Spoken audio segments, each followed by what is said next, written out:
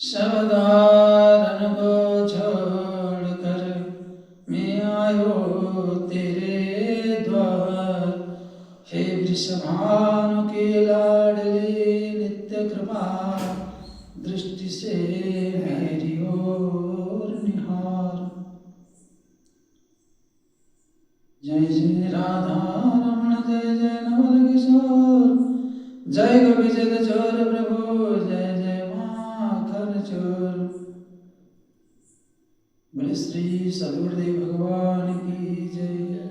श्री सीतारामचंद्र भगवान की जय।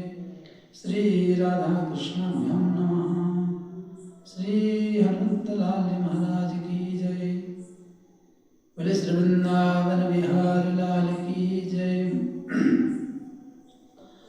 अखंड मंडलाकार परात्पर परम ब्रह्म परम पिता परमेश्वर रास रासेश्वरी ब्रजेश्वरी सर्वेश्वरी भगवती राधा रानी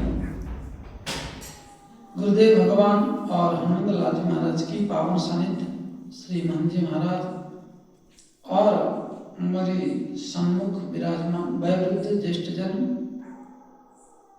प्रत्यक्ष परोक्ष रूप में विराजमान सभी देवी देवता शक्तियां सबको नमन वंदन अभिवादन और YouTube के माध्यम से देखने वाले सभी प्रियजनों को हार्दिक अभिवादन करते हुए आइए दो बार भगवत नाम पुनः भगवत चर्चा भागवत कथा श्रीधाम वृंदावन से मुरली मनोहर भगवान की चरणारविंद में बैठ के किया जाएगा। उन्हीं की कृपा प्रेरणा से गोविंद जय जय गोपाल जय जय गोविंद जय जय गोपाल जय जय राधा रमण हरि माधव जय जय गोविंद जय जय गोपाल जय जय राधा रमण माधव जय जय गोविंद जय जय गोपाल जय जय राधा रमण हरि माधव जय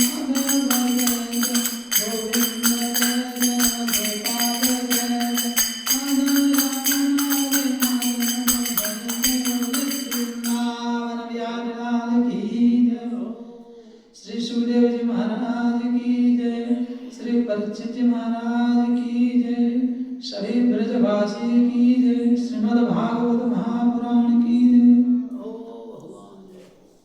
भगवान की कृपा से हमारी पूर्व प्रश्न में नारद जी महाराज अपनी बात को व्यास जी महाराज को कह रहे हैं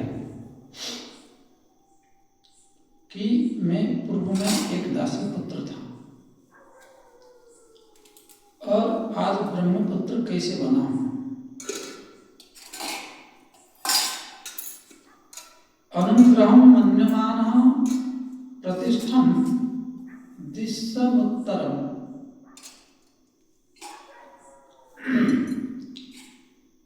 भगवान की कृपा और साथ में भगवान की कृपा से पहले संतों की कृपा, क्योंकि चरित्र को हरिचरित्र को संतों की मुख से सुनने से संतों की मुखारविंद से जो सुनने से प्रभाव अधिक पड़ता है। इसका मुख्य कारण वैराग्य जो लिए हुए और जो संन्यास जीवन है वह साधक गुरुमुखी होकर तो अध्ययन किया। स्वाध्याय व्यसनम चैव वाङ्मयं तपोच्यते। गीता में भगवान श्री कृष्ण कह रहे हैं कि गुरुमुखात् श्रूयात्। बाकी आजकल बहुत व्यवस्था है, टेक्नोलॉजी जमाना है, तो कुछ लोग यूट्यूब को भी गुरु मानते हैं।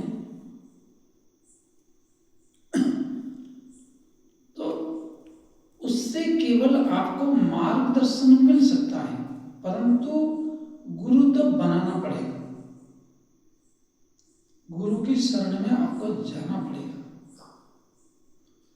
गुरु आपको जब बनाएंगे तब आपकी अच्छी तरह से हरि की दुकान में हरा भरा हो जाए और मनमुखी से कुछ दिन चल सकता है, लेकिन जब जाएगा जड़ से पूरा सर्वनाश हो जाएगा। इसलिए संतों की पास बैठकर श्रद्धाय व्यसनम चाहिए, बोले ये एक व्यसन बनाओ, संतों की मुख से जो विद्या प्राप्त हो वह विद्या उपदेश आपको जीवन में कल्याण प्रदान करेगा। अब संत कौन है, अखंडी कौन है, तो आपको उसकी सानिध्य में जाकर आपको मार्ग क्या दर्शाता है उस पर आपको लक्ष्य देना है। पहली बात, जैसे संत का पहचान इस समय की बात करें तो पहला प्रश्न होना चाहिए कि महाराज आपकी गुरु आश्रम क्या है, कहाँ पर है। दूसरी होना चाहिए कि आपका शुभ नाम क्या है। तीसरी बात है कि आप विवाहित है या अविवाहित है। अगर वह विवाहित बोलता है तो जान लो कि हमारे जैसे गृहस्थ से आया हुआ है, व्यापार वाणिज्य आदि करके कमा खा के, वे तो उससे सब कुछ लूट लिया गया हो, बहुत कमा के रखा हो, या तो घर में जो कुछ बाप का पत्नी का जेवरात आदि संपत्ति उनका सर्वनाश करके घर छोड़ा। अगर शादी करके बाबा जी बनाए एक संपदा पाया, खूब उसको उपभोग किया, उसके बाद उसने आत्मा कल्याण के लिए संन्यास को ग्रहण किया। ये वास्तविक धर्म है, परंतु वो उपदेश के अधिकारी नहीं है। किसी को वो उपदेश नहीं कर सकता, किसी को शिष्य नहीं बना सकता। आजकल बना रहे, ये मर्यादा को तोड़ रहे हैं।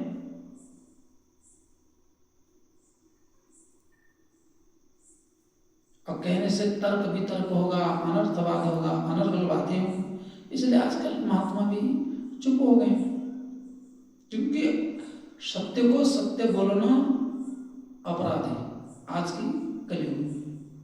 इसलिए जो गृहस्थ छोड़ के आया है, और दूसरी बात उसने सारी जीवन में सारी कर्मों को तो किया, कमाया, खाया, पिया, भोगा, रखा, लिया, दिया, सब कुछ करे खाया, तो फिर वो उस नंद बंधन में क्यों पहुंचेगा।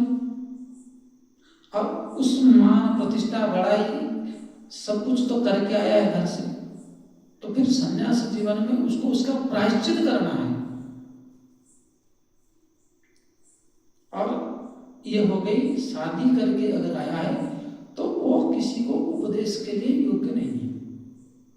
गुरु किसी का बनकर उपदेश करने योग्य नहीं है। परंपरा नहीं चलाना चाहिए, लेकिन जो इस बात से सहमत ना हो, मनमुखी आचरण करना वो खूब करे, हमारी तरफ से कोई रोक नहीं। गठरी बांधने के लिए किसी को मना नहीं है, स्वतंत्र है, परंतु ओरिजिनल माल वह है। बोले तत्र अभवत भगवान व्यासपुत्र, नारद जी को सर्वजन मान्य, यक्ष, गंधर्व, किन्नर, मानव, दानव, सर्प आदि ब्रह्मर्षि प्राप्त है, क्योंकि वो अविवाहित है। और सुखदेव जी महाराज को भी व्यासपुत्र बाद में कहा गया, लेकिन भगवान व्यासपुत्र स्वयं साक्षात भगवान है। इसलिए संन्यास सम्यक प्रकारेण न्यासा यस्य संन्यास, जो बालापन से हरि भजे, जो बालापन से हरि भजे। और श्री प्रहलाद जी महाराज जी इस बात को कहे, कौमाराद आचरते प्राज्ञा भगवद निहा, विवाह ना हो उसको सर्वश्रेष्ठ मानना चाहिए। श्री प्रहलाद जी महाराज के प्रसंग में भागवत महापुराण में ही आया है। तो कई जगह प्रमाण आएगा है कि सर्वश्रेष्ठ अविवाहित सन्यासी है, इस बात को मानना चाहिए। और नहीं मानने वाले के लिए हमारी तरफ से कोई रोक नहीं, क्योंकि गठरी बांध खुलेगा तो अपने आप पता चलेगा। इसीलिए अच्छे सन्यास बालापन के हरिभजन में लगा हुआ महात्माओं से दीक्षा शिक्षा की ग्रहण करना चाहिए। और वह बालापन से भजा हुआ व्यक्ति कितने ठोकर खाया होगा, कितनी दर्द खाया होगा, जैसे नारद जी महाराज के जीवन में, तब जाके उस सन्यास का परिपक्वत्व प्राप्त हुआ। और उसी के द्वारा नित्य प्रतिदिन जपा हुआ है मंत्र, विरक्त मंत्रों को जपा हुआ है। और उस विरक्त मंत्रों को जप कर जब आपको देगा, कोई भी वस्तु को उसने आत्मा साध करके आपको प्रदान करेगा, तभी आपको बहुत बढ़िया काम करेगा, फायदा करेगा। जैसे माँ बच्चे को जल्दीबाजी में अपक्व पका नहीं बढ़िया से रोटी, लेकिन बच्चा बहुत जिद किया तो तुरंत पूरी निकाल के आधा कच्चा दे दिया बच्चे की मन रखने के लिए। परंतु क्या वह पूरी टेस्टी है? बोले नहीं, वो तो बच्चे के मन को रखने के लिए दिया गया। वो अधपक्व है, परिपक्व नहीं हो। परिपक्व तो वो है जो खिला हुआ पूरी हो और बहुत लाल हो और वो बहुत सुंदर दिखता भी हो, और उसको किसी सब्जी के साथ पाओ या बिना सब्जी के साथ भी आप तृप्त से पा सकते हो, क्योंकि देखने मात्र से ही पता चल जाता है। इसलिए संन्यास विरक्त संत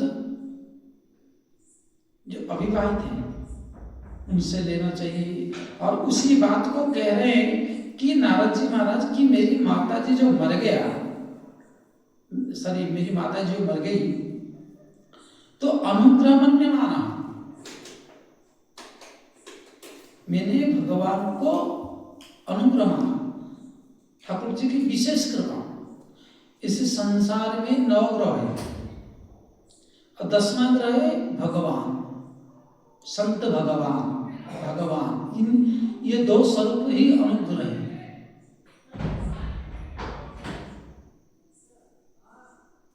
उपसर्ग पूर्वक ग्रह अनुग्रह, तो इनकी जब कृपा होती है तब मिलती है। और नारद जी कह रहे कि मैं दासी पुत्र से ब्रह्मपुत्र बनने का मुख्य आधार उन विरक्त संतों की कृपा से मैंने जो चतुर्मास में कथा सुना उसका प्रभाव है। और मैंने वहां जो कथा सुना उस कथा का प्रभाव क्या है? जे ही कथा ही स्नेह समेता, कहीं हई सुनी हई समझी सचेता, होई हई राम चरण अनुरागी, कलिमल रहित सुमंगल भागी। बोले कथा बहुत कर रहे हैं, कथा बहुत सुन रहे हैं, भीड़ बहुत है, लेकिन संतुष्टि कहीं नहीं है। क्यों? क्योंकि अपक्व जन कारिता कनलोभेन, जो कथाएं हो रही हैं जिसकी पीछे मूलभूत उद्देश्य ही कथा करने वाला धन की प्राप्ति, प्रेम की प्राप्ति नहीं। पहले सेठ जी कराए कथा तो सेठ जी बोले कि हमारी कंपनी कैसे चलेगा, इसलिए हम सप्ताह कर रहे हैं। हे भागवत भगवान, हमें फैक्ट्री चलाना है, अब फैक्ट्री को बढ़िया चलाना है। किसने बेटी को ब्याह करना है उसने बेटी का ब्याह, तो उस फल जो है वो कल्याण निमित्त थोड़ी हो, कामना पूर्ण के लिए हो गई। परंतु विरक्त संत जब सुनाएगा निस्वार्थ भाव से, सन्यासी जब सुनाएगा, सन्यास मतलब खाली भगवा कपड़ा पहनने से नहीं। दो प्रकार के सन्यासी होते हैं, दो जने, एक सन्यासी चोटी और एक सन्यासी मुंडी। हमारी सनातन धर्मों में जो शिखासूत्र वैष्णव जन, विरक्त वैष्णव जन, जटाजूट और शिखासूत्र, भद्रस्वरूप और सफेद तिलक, ऊर्ध्वपुंड धारण करते हैं, इनको कहते हैं चोटी। ये कर्मकांड की अधिकारी है। और शैव जन जैसे सरस्वती में आते हैं, जैसे शिवानंद सरस्वती, चिदानंद सरस्वती, ये क्या है? बोले ये सम्यक प्रकार न्यासा संन्यासा, संन्यास ले चुके हैं, सारी कर्मों से विरति ले चुके हैं, केवल ब्रह्म चिंतन। बोले श्री वृंदावन बिहारी लाल की जय। ये तो बोले कि कथा किससे सुनना है? गोस्वामी तुलसीदास जी कह रहे हैं कि जे कथई स्नेह स्नेह, एक तो स्नेह पूर्वक और उन विरक्त संत जनों से स्नेह रखे और उनकी मुखा, क्योंकि नवधा भक्ति में कहा गया कि प्रथम भगत संतन कर संगा। बोले संत के पास जाओगे, पहला गुरु संत हैं, उनके पास जाने से क्या देंगे? बोले दूसरा रति मम कथा प्रसंग, पहले भगवान की कथा सुनाएंगे। सत्य है, इसीलिए कहा कि उन मुखों से श्रवण करो, जय है कथई स्नेह समेता, कहीं सुनी नहीं समझी सकेगा। जो जीवन में परित्याग ही नहीं किया, घर गृहस्थ का, भगवान की विरह का वेदना नहीं संभाला, देखा, वो क्या आपको विरह सिखाए? गोपियां क्या मांग रही हैं? गोपियां एक तो मांग रहे कि श्याम सुंदर हमें नहीं चाहिए, श्याम सुंदर की विरह चाहिए। मिथिलावासी क्या मांग रही है? रामचंद्र नहीं चाहिए, हमें राम जी की विरह चाहिए। हमको भगवान हमेशा कृपा करे, उनकी नाम का स्मरण और उनकी स्वरूप का जो चिन्ह है, चिदानंद स्वरूप। इसलिए तो पहले कहा सच्चिदानंद रूपाय विश्वोत्पत्त्यादि हेतवे। अरे इसका चिंतन करते ही उस दिव्य स्वरूप विश्व उत्पत्ति प्रलय स्थान की जो दिव्य चिन्मय छठा है, उस स्वरूप को ध्यान करने मात्र से ही आपको सर्वश्रेष्ठ स्थान को प्राप्त हो जाएगा। बोले प्रणत क्लेश नाशाय गोविंदाय नमो नमः। मांगने की क्या जरूरत है? दूसरे पंक्ति अपने आप परमात्मा फिलअप करिए। जब आप उस दिव्य छटा को, उस दिव्य कथा को श्रवण करोगे, बोले बाकी मैं तो करूंगा, इसलिए कथा उन महापुरुषों से, विरक्त संतों से श्रवण करो तो फायदा होगा। इसका मतलब और किसी को नहीं। बोले नहीं, चर्चा कर सकते हो। भागवत चर्चा तो त्रिजटा भी करती थी, राक्षसी। त्रिजटा नाम राक्षसी एका राम चरण रति निपुण विवेक। वो भी विवेकवान थी, लेकिन वो उपदेश नहीं करती थी। वो उपदेश नहीं करती थी। कथा तो राक्षसी के पास भी थी ना। त्रिजटा नाम राक्षसी का, राक्षसी शब्द आया है, ये नहीं कि कोई मैं मनमानी बोल रहा हूं, लेकिन कथा सुंदर कब लगता है? बोले कोई चीज हनुमान जी सुनाते हैं तो कितना अच्छा लगता है। राम कथा के रसिक बर। तो वही बात तो हनुमान जी महाराज के लिए आता है।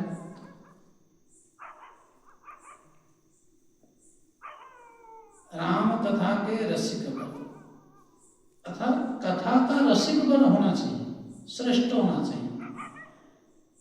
तब बोले कि जे यही कथा सने समझता कहीं सुनी समझ सचेता, जिसके अंदर कथा सुनकर चेतनता और भगवत प्रेम प्राप्त हो, बोले तब जाकर कलिमल रहित सुमंगल भागी, बड़े सुंदर मंगल भाग्य को प्राप्त कर सकता है जो विरक्त संतों पास बैठकर कथा का नित्य निरंतर रसपान करे। परंतु आज बड़ी विडंबना है, उनसे दूर है। हे व्यास जी महाराज, नारद जी महाराज कह रहे हैं कि हे व्यास जी महाराज, परंतु उन संतों का दिया हुआ प्रसाद कृपा से मैंने क्या किया कि माता की शरीर पूरा होने के बाद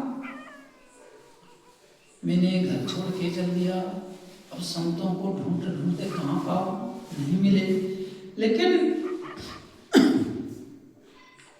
उन्होंने, संतों ने मुझे आशीर्वाद दिया था